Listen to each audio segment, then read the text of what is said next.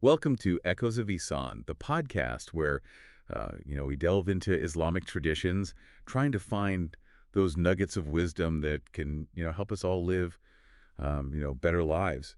And today, well, we're diving deep into something that's on everyone's minds, whether we admit it or not. Oh, absolutely. And that is, the hereafter. Specifically, we're going to be looking at the insights of Imam al-Ghazali. Yeah. And I'm so excited to have you here with I'm us excited to be to here. help us unpack some of these, really powerful and thought-provoking ideas. It's a topic that I think, as you said, whether we admit it or not, is always sort of lurking in the back of our minds. Right. And al-Ghazali, he doesn't shy away from it. No, he He doesn't. really confronts it head on, and I think that's part of what makes his work so compelling. Yeah. And we've got an amazing, I think, selection of his writings to draw from today. Oh, for sure. We've got The Remembrance of Death, which is obviously, very, very directly focused on that topic. Mm-hmm. But then also we're going to be looking at Marvels of the Heart. Yeah, that's a fascinating one. And on Disciplining the Self, which I think altogether, they kind of create this this tapestry, of understanding. I think that's a great way to put it, a tapestry. Yeah. Because they're all interwoven and they Yeah. inform each other. You can't really understand one without the other. Absolutely. So to kick things off, I think it's really interesting how al-Ghazali starts The Remembrance of Death Yeah, how does he do that? with this really vivid story. It's about a tyrant, this all-powerful ruler who suddenly finds himself face to face with the angel of death. Mm. And it's such a powerful image because it really just drives home the point that death doesn't discriminate. Right. Like no matter who you are. It doesn't matter. Doesn't matter how much wealth you have, how much status you have, how much power you think you have. None of that matters. Death comes for us all. Death is the great equalizer. Exactly. And I think that story, the way al-Ghazali tells it, is so vivid. You can really imagine yourself in that tyrant's shoes, surrounded by your court, feeling invincible one minute and then the next, confronted with your own mortality. It's chilling. And the way he describes the tyrant, begging for just a little more time, just give me a little more time to do things differently, to make amends for my past. It's heartbreaking, but it's also like a wake-up call for the rest of us. It is. And it makes you wonder, how many of us are living as if we have all the time in the world? Oh, yeah. Putting off the things that truly matter, thinking we'll get to it later. But al-Ghazali is reminding us that later may never come. That's so powerful. Yeah. He's really pushing us to examine our priorities, to ask ourselves, what am I spending my precious time on? Am I investing in what truly matters, in what will endure beyond this life? I think that's the key question. Yeah. And it's a question that we need to ask ourselves regularly. Regularly. Not just when we're facing a crisis or a loss, but every day. And this is where it gets even more interesting. Because then al-Ghazali takes this idea of death and he presents it not as this terrifying end, but actually as this, like a liberation.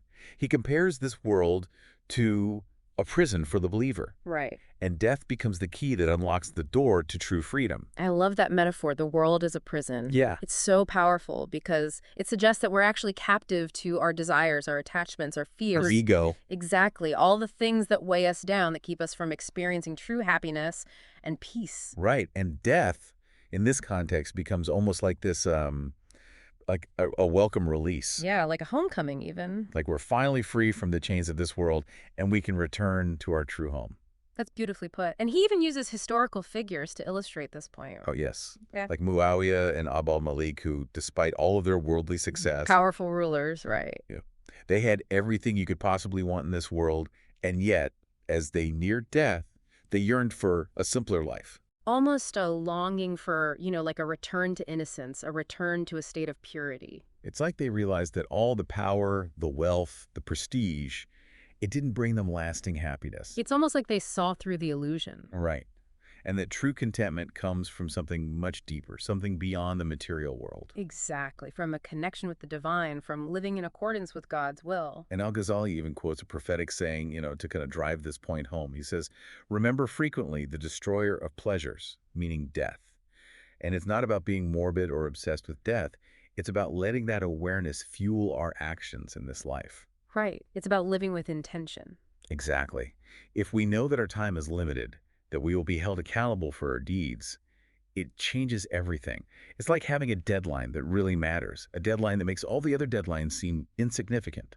And suddenly we're more motivated to prioritize what's truly important, right? Yeah. Being kind, forgiving others, strengthening our connection with God. Those things take on a whole new urgency. Absolutely. And that's exactly what al-Ghazali wants to inspire in us.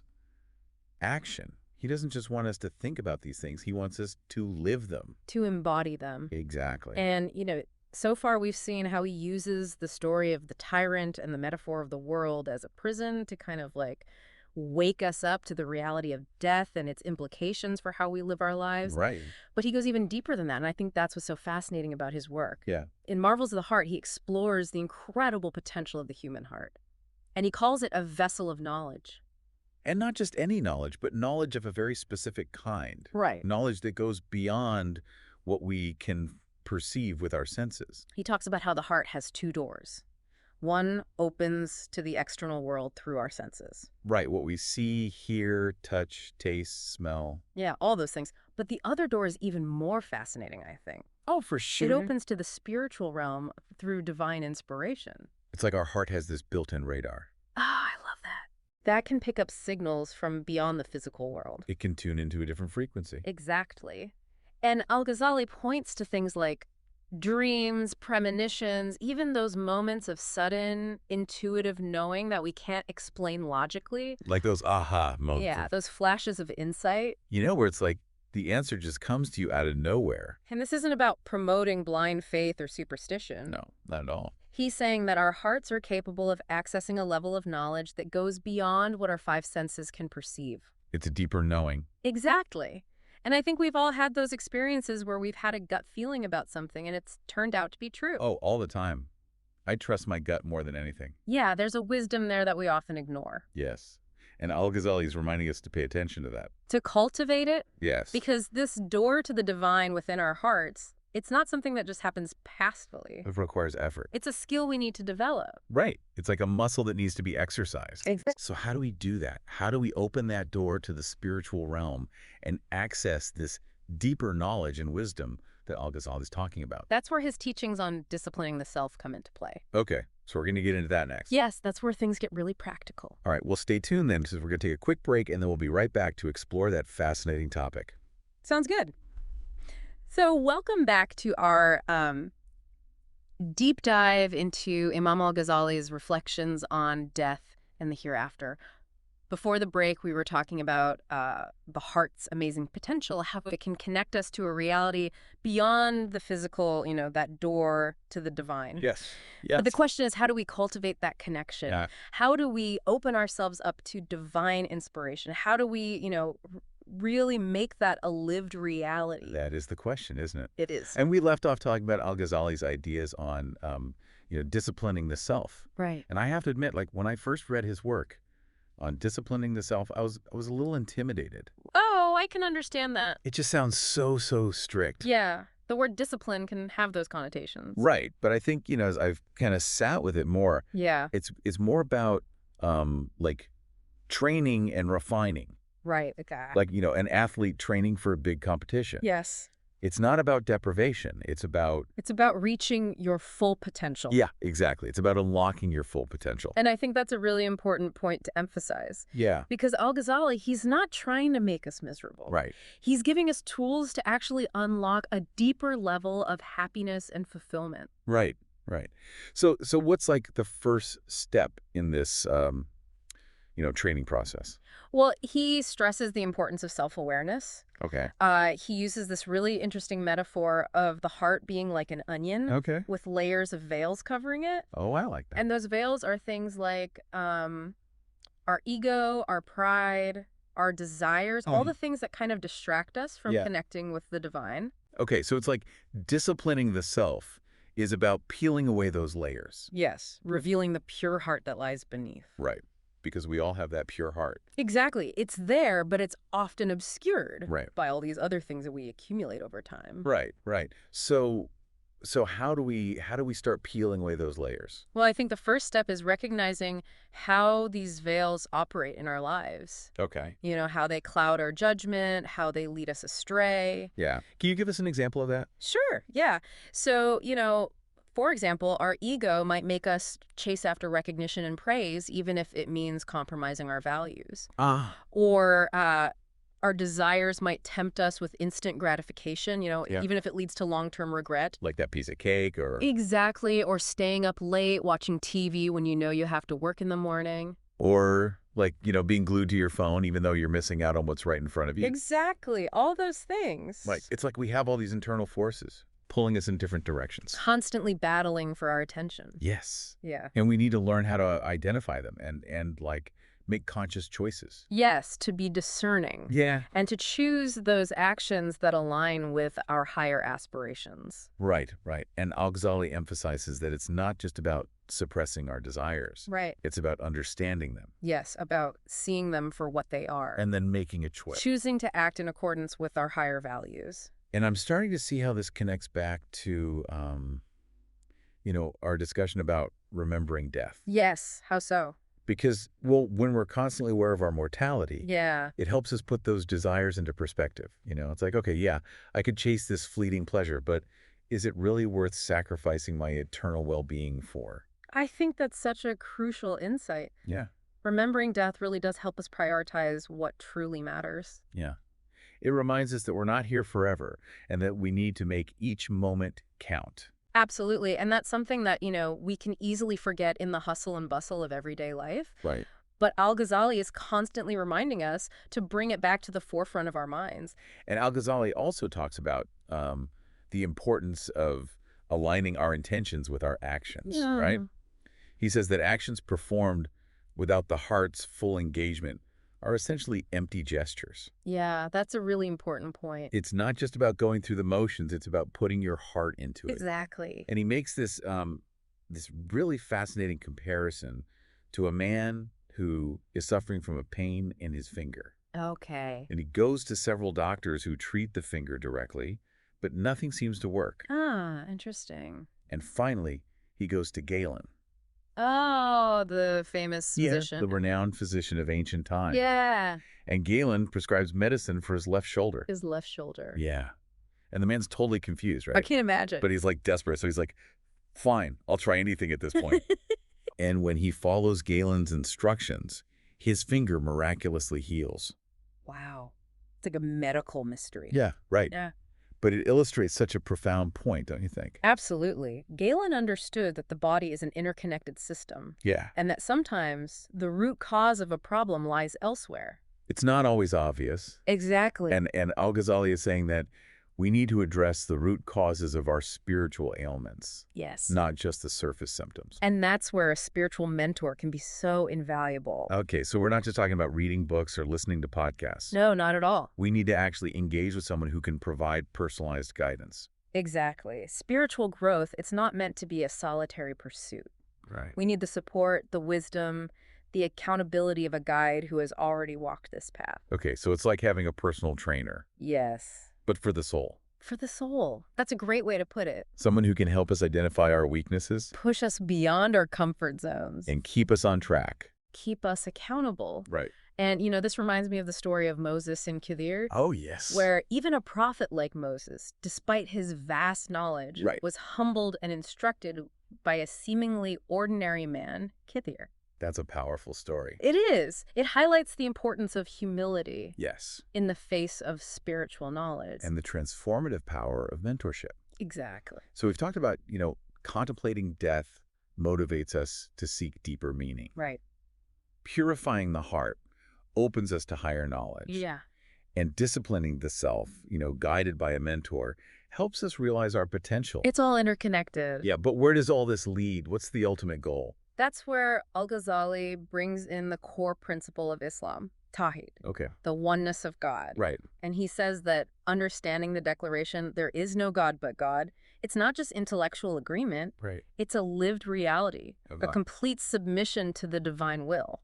It's not enough to just say the words. Right, we have to embody that surrender in everything we do. Our thoughts, our actions. Our relationships, everything. It's about recognizing that God is the ultimate source of goodness, wisdom, and love. And aligning our will with his will. But, you know, as we've discussed earlier, there's so many things that prevent us from experiencing that, Yeah. that state of complete unity. Right. The veils that we talked about. Exactly. Like our desires, our need for control, our pride, Our attachment to worldly things. even our blind adherence to rituals without true understanding.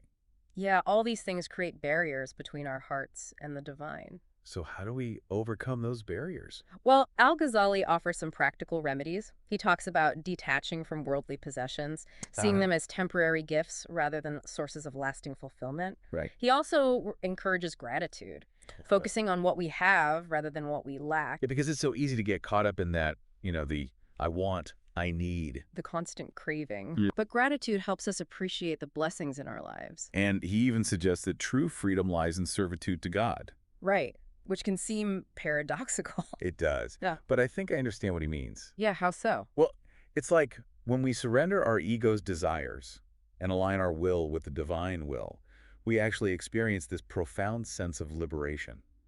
Freedom from the anxieties and attachments that bind us. Yes, exactly. It's like the difference between a wild horse running aimlessly Okay. and a trained horse gracefully responding to its rider's commands. I like that. When we surrender to God's will, we're not losing our freedom, we're finding true freedom. Freedom in alignment with a higher purpose. Yes, exactly. And al-Ghazali doesn't just leave us with these abstract concepts. No, he's very practical. He gives us practical advice on how to actually cultivate these qualities in our daily lives. Like what? Well, he talks about seeking knowledge, engaging in meaningful work, building healthy relationships based on compassion and empathy. It's a holistic approach. It is. It's about transforming our present lives so that we can experience true connection with the divine in every moment. I think that's a beautiful way to put it. But I'm curious, how do we take all this theory and put it into practice? That's a great question. And that's actually something that al-Ghazali addresses directly. He emphasizes the importance of developing a personalized spiritual practice, Okay. a routine that nourishes our souls and keeps us connected to the divine. Right, so that's what we're going to delve into in our final segment. Yes, the practical side of al-Ghazali's teachings. All right, well, stay tuned then because we're Yeah. going to take a quick break and we'll be right back to explore those practical applications. So we're back and ready to dive into, well, the practical stuff, like how do we actually take all this amazing wisdom from al-Ghazali and make it, a part of our lives? Yeah, because it's one thing to, read about it or even talk about it like we've been doing. Right. But how do we actually live it? Exactly. And I think a lot of us struggle with that, right? Oh, for sure. Like we get all inspired, we read a book, we listen to a podcast, and we're like, yes, I'm going to change my life. I'm going to do all the things. Exactly. And then, well, life happens. Right, the daily grind. And those good intentions, they kind of like fizzle out. Yeah, it's easy to get caught up in the busyness of it all. It is. But al-Ghazali, he understood that challenge. Right, Like, absolutely. he knew that it's not easy to stay on the spiritual path. It's a constant effort. Right, it is. And that's why he emphasized, I think, developing a personalized spiritual practice. Yes, a routine that nourishes the soul. Okay, so it's not about just having this like one-time epiphany Right, not a quick fix. or like a burst of inspiration. It's about like creating this rhythm, this routine. Exactly, a rhythm of practices Okay, that become an integral part of our lives. okay. So what are some examples of those kinds of practices? Well, he recommends things like reciting the Quran with contemplation, not just reading the words, but really reflecting on their meaning, letting them sink into your heart. Yeah. He also talks about engaging in heartfelt prayer, Okay. really connecting with God in a deep and personal way. Right, not just going through the motions. Exactly. And also seeking solitude for reflection and introspection. That's a good one. I think a lot of us are, so overstimulated these days. Oh, for sure. Constantly bombarded with information and distractions. Yeah, so creating that space for silence, for just being with ourselves, that can be really powerful. It's essential for spiritual growth. Right, right. And these practices, they're not meant to be like burdensome obligations, are they? No, not at all. They're tools to help us cultivate those qualities of the heart. Okay. Qualities like gratitude, humility, compassion. The things that lead to true contentment, lasting happiness. Exactly. It's like making time for exercise or healthy eating, Yes. we know those things are good for us, but we have to actually make the effort, right? Yeah. We have to prioritize them. Yeah. And it's the same with our spiritual well-being. It requires conscious effort. And I think what's really helpful is that al-Ghazali, he doesn't just talk about these practices in, like a vacuum. Right. He understands the realities of life. Exactly. He gives us guidance on how to deal with distractions, How to manage anxiety. how to cultivate healthy relationships, in the midst of all the busyness. It's really practical advice. It is. And one of the things I really appreciate is his emphasis on mindfulness, Yes, being present in each moment. paying attention to our thoughts, our feelings, our actions. It's about bringing awareness to our inner state, especially when things get hectic. It's so easy to get caught up in that whirlwind. Right, to lose ourselves in the chaos. Yeah.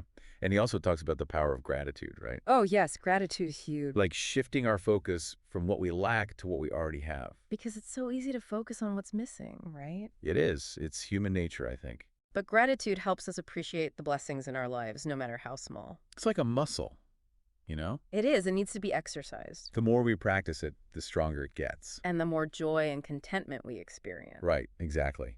And don't forget, about service. Ah, yes. Contributing to the well-being of others. Making a positive impact on the world around us. That's a key part of al-Ghazali's teachings. Right. Because it's not just about personal enlightenment, is it?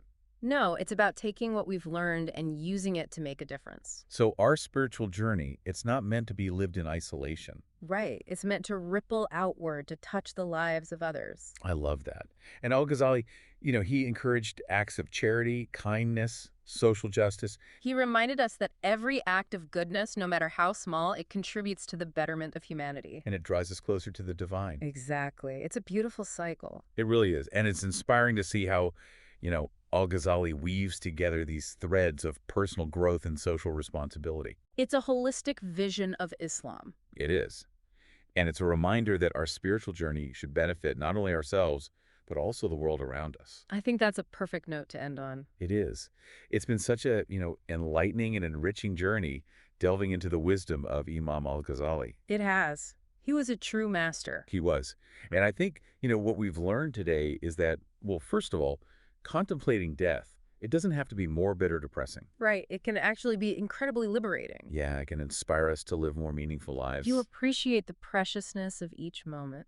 And to prioritize what truly matters. Yeah. We've also learned that purifying the heart, it's not about becoming some kind of emotionless robot. Right. It's about cultivating those qualities of the heart that connect us to the divine. Love, compassion, gratitude. Exactly. And finally, we've seen how disciplining the self, it's not about punishment or deprivation, but about training and refining. About unlocking our full potential. Yes.